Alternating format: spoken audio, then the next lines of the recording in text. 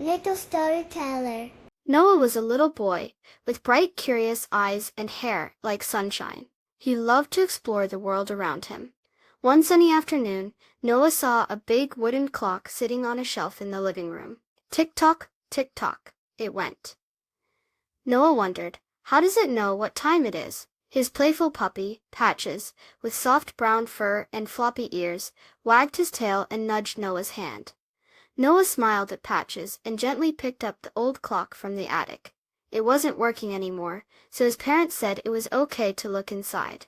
He carried it carefully to his bright blue workbench in his sunny bedroom. With a little screwdriver, Noah carefully opened the back of the clock. Inside, he saw many shiny, golden wheels of different sizes. They were all connected and turning slowly, even though the clock wasn't ticking. "Wow," whispered Noah. Patches looked over his shoulder, his tail giving a soft thump-thump against the floor. Noah gently touched one of the wheels. It was smooth and cool.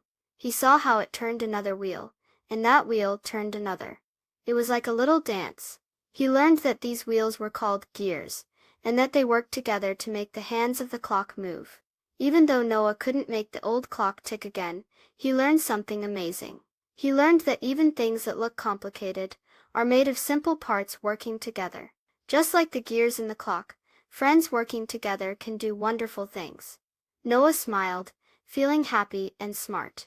Patches licked his hand, happy too. Please subscribe. Thank you.